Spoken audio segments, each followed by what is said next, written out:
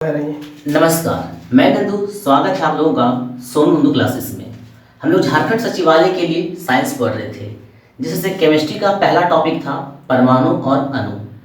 परमाणु और अणु जो टॉपिक नहीं देखे हैं वो डिस्क्रिप्शन में लिंक दिया हुआ है, आप उस पर जाएं और परमाणु और अणु को समझें। उसमें आपको परमाणु संख्या, द्रव्यमान संख्या, आवेश, इलेक्ट्रॉन, प्रोटॉन और उदासीन परमाणु उदासीन होता है, ये सब समझाया गया है। आप पहले उस वीडियो को देखें। तत्पश्चात आज हम लोग पढ़ेंगे समस्थानिक, समभारिक, समन्यूट्रिक और संयोजी इलेक्ट्रॉन और संयुक्ता क्या होता है। आइए शुरू करते हैं आज का चैप्टर।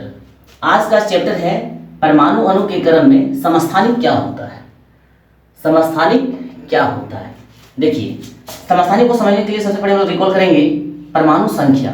परमाणु संख्या, तो परमाणु संख्या क्या था? किसी भी परमाणु के नाभिक में जो प्रोटॉन होता है उसी को लोग क्या कहते हैं? परमाणु संख्या कहते हैं। तो समस्थानिक में परमाणु संख्या बराबर होता है।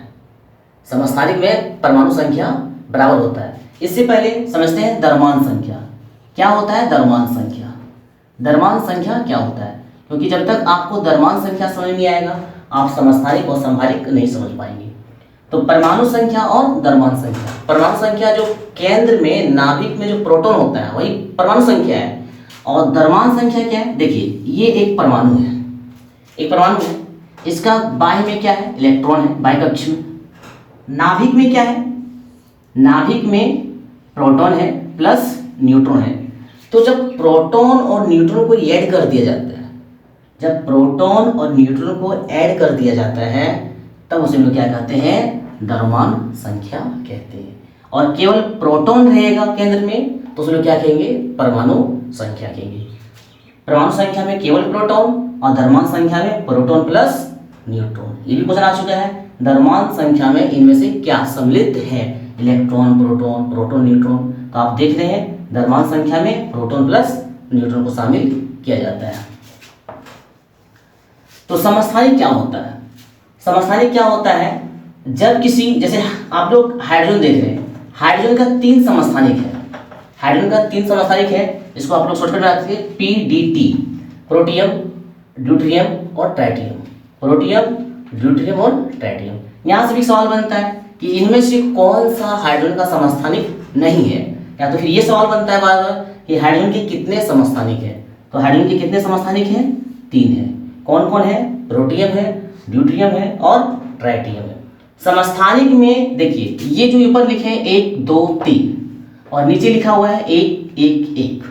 इनमें देखिए 18 19 और 20 और यहाँ भी लिखा हुआ आपका 40 40 40। समझिए जब भी किसी तत्व के इस नीचे में लोग इंडिकेट करते हैं तो वहाँ परमाणु संख्या लिखा जाता है। आप इधर भी लिख सकते हैं, ये आपका परमाणु संख्या है। क्या है ये? परमाणु संख्या है। और ये तत्व के जो ऊपर में है इसे यहाँ लिखते हैं P+N। P+N में क्या था? द्रव्यमान संख्या था। केंद्र में होता है P+N और P+N प्रोटॉन प्लस न्यूट्रॉन को हम लोग कहते हैं द्रव्यमान संख्या।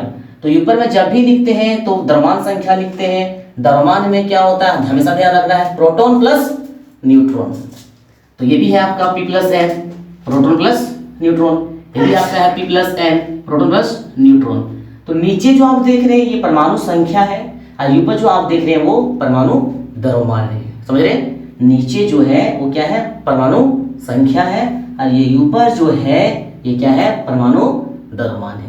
तो आपने देखा किसी भी तत्व के नीचे परमाणु संख्या लिखा जाता है और ऊपर में क्या लिखा जाता है? परमाणु द्रव्यमान लिखा जाता है। आप समझिए समस्थानिक होता क्या है? जब परमाणु संख्या बराबर हो, ध्यान दीजिएगा, परमाणु संख्या बराबर हो और द्रव्यमान संख्या अलग अलग हो। देखिए परमाणु बराबर है ना और द्रव्यमान संख्या अलग अलग है। तो परमाणु संख्या जब बराबर होता है तो उसे हम लोग कहते हैं समस्थानिक। बस याद रखिए परमाणु संख्या जब बराबर होता है तो उसे हम लोग क्या कहते हैं? समस्थानिक। उसमें द्रव्यमान संख्या अलग अलग होता है। कोई दिक्कत किसी को समझने में? तो इस तरह से हम लोगों को बढ़िया से समझना पड़ेगा ताकि CGL जो है आसानी से निकल सके। आगे देखिए समभारिक। समभारिक नाम से पता चलता है भार, द्रव्यमान। ये भार और द्रव्यमान में कंफ्यूजन दूर होगा नेक्स्ट वीडियो में जब लोग पढ़ेंगे भार क्या होता है और द्रव्यमान क्या होता है। इसके लिए आप हमारे चैनल को सब्सक्राइब कीजिए और ज़्यादा से ज़्यादा शेयर कीजिए। देखिए समभारिक क्या होता है? संभारित में क्या होता है, अभी आपने सीखा कि ये नीचे जो लिखा है ये परमाणु संख्या होता है और ऊपर जो होता है वो द्रव्यमान संख्या होता है। ध्यान रखिएगा, नीचे जो होता है वो परमाणु संख्या होता है और ये ऊपर जो लिखा हुआ है ये द्रव्यमान संख्या होता है। तो अगर किसी भी तत्व में द्रव्यमान बराबर है, वजन, द्रव्यमान यानी वजन, द्रव्यमान बराबर है तो उसे लोग कहेंगे संभारित। जब द्रव्यमान बराबर होगा तो परमाणु संख्या अलग है, ठीक है। तो जब द्रव्यमान बराबर होता है उसे लोग क्या कहते हैं, समभारित कहते हैं। समस्थानिक और समभारित कोई भी ऐसा एग्जाम नहीं है जिसमें से साइंस रहे और ये क्वेश्चन नहीं आए, लेकिन बहुत सारे लोग क्या करते हैं, केवल सेट मारते हैं, सेट से आपको नहीं होगा। आप अभी समझे क्या कि समस्थानिक में परमाणु संख्या बराबर होता है और संभारित में परमाणु द्रव्यमान बराबर होता है। एक लाइन याद रखिए, समस्थानिक में परमाणु संख्या बराबर होता है ना, और संभारित में परमाणु द्रव्यमान बराबर होता है। चलिए अब पढ़ते हैं हम लोग समन्यूट्रिक, जिसको हम लोग आइसोटोन कहते हैं। समन्यूट्रिक क्या होता है, इससे पहले थोड़ा सा इंग्लिश चर्चा करते हैं। समस्थानिक और समभारित, इसका कभी कभी ऑप्शन इंग्लिश में दिया जाता है ताकि बहुत सारे बच्चे उसमें उलझ के रह जाए, लेकिन ऐसा नहीं, आपको समझना पड़ेगा। समस्थानिक को इंग्लिश में कहते हैं आइसोटोप। क्या कहते हैं, आइसोटोप। और समभारित को कहते हैं इंग्लिश में आइसोबार। ध्यान रखिएगा, समभारित को क्या कहते हैं, आइसोबार। चलिए आप समझते हैं लोग समन्यूट्रिक क्या होता है। समन्यूट्रिक में क्या होता है, जिसमें न्यूट्रॉन बराबर हो। अभी हमने देखा जिसमें परमाणु बराबर हो, जिसमें परमाणु संख्या बराबर हो वो आपका समस्थानिक है, जिसमें द्रव्यमान संख्या बराबर हो वो आपका समभारिक है। अब पढ़ेंगे समन्यूट्रिक, जिसमें न्यूट्रॉन बराबर हो। क्या बराबर हो, न्यूट्रॉन बराबर हो। आप कैसे जानेंगे न्यूट्रॉन किस बराबर है, देखिए एक हाइड्रोजन है और ये हीलियम है, ठीक है। यह हाइड्रोजन है और यह क्या है, हीलियम है। तो हाइड्रोजन में जो नीचे लिखा था, आप अभी सीखे थे कि जब भी नीचे लिखते हैं तो परमाणु संख्या लिखते हैं और जब भी ऊपर लिखते हैं तो परमाणु द्रव्यमान लिखते हैं। तो हाइड्रोजन का परमाणु संख्या कितना है, 1 है। हीलियम का परमाणु संख्या यहाँ पे कितना है, तो 2 है। ऊपर जो है वो परमाणु द्रव्यमान है। परमाणु द्रव्यमान में क्या शामिल है, P+N। आपने सीखा द्रव्यमान संख्या में P+N, प्रोटॉन प्लस न्यूट्रॉन शामिल होता है। यहाँ भी आपका P+N है, प्रोटॉन प्लस न्यूट्रॉन है। अब देखिए हीलियम का कितना परमाणु संख्या है, 1 है। अब यहाँ प्रोटॉन प्लस न्यूट्रॉन मिलके कितना है, 3 है। द्रव्यमान संख्या में प्रोटॉन प्लस न्यूट्रॉन मिलके कितना है, 3 है। तो प्रोटॉन कितना है, परमाणु संख्या बराबर प्रोटॉन की संख्या होती है, बस हमेशा ध्यान रखिएगा। परमाणु संख्या बराबर प्रोटॉन की संख्या होती है। जब एक परमाणु है इसका मतलब एक प्रोटॉन है, ठीक है। एक परमाणु है इसका मतलब क्या है, एक प्रोटॉन है। जब एक प्रोटॉन हो गया तो न्यूट्रॉन कितना होना चाहिए, क्योंकि दोनों मिला के यहाँ 3 दिया हुआ है, तो न्यूट्रॉन कितना होगा, न्यूट्रॉन कितना होगा, 2 होगा। तो यहाँ आप देख रहे हैं न्यूट्रॉन कितना है, 2 है।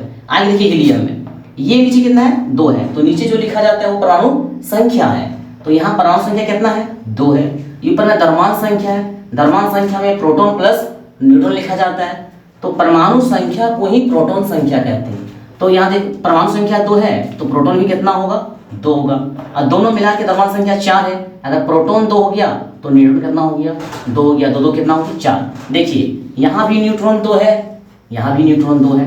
तो वैसे तत्व जिसमें न्यूट्रॉन बराबर हो, जिसमें न्यूट्रॉन बराबर हो उसे हम लोग समन्यूट्रिक कहते हैं। तो मैंने अभी अच्छी से समझा, समस्थानिक किसे कहते हैं, जिसमें परमाणु संख्या बराबर हो।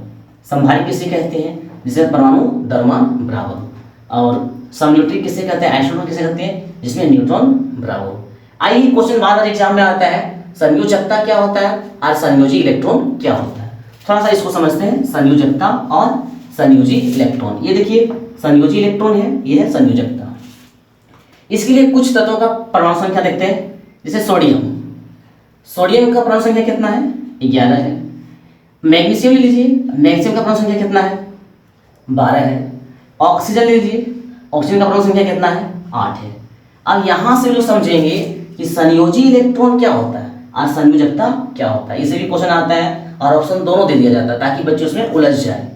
ये थोड़ा सा एग्जाम में कन्फ्यूजन रहता है, तो इसको हम अच्छी तरह से समझेंगे तो कोई कन्फ्यूजन नहीं होगा और साइंस का लगभग क्वेश्चन सीजीएल के एग्जाम में, सचिवालय के एग्जाम में सॉल्व कर सकते हैं और अपना भविष्य उज्जवल कर सकते हैं। आइए देखते हैं।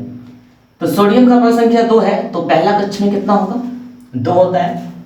दूसरा कक्ष में कितना होगा, 8 होगा। और तीसरा कक्ष में कितना बच रहा है, 1 बच रहा है। मैग्नीशियम का 12 है, तो पहला कक्ष में कितना होगा, 2 होगा। दूसरा कक्ष में कितना होगा, 8 होगा। 10 हो गया। तीसरा कक्ष में कितना होगा, 2 बच गया, 12 हो गया।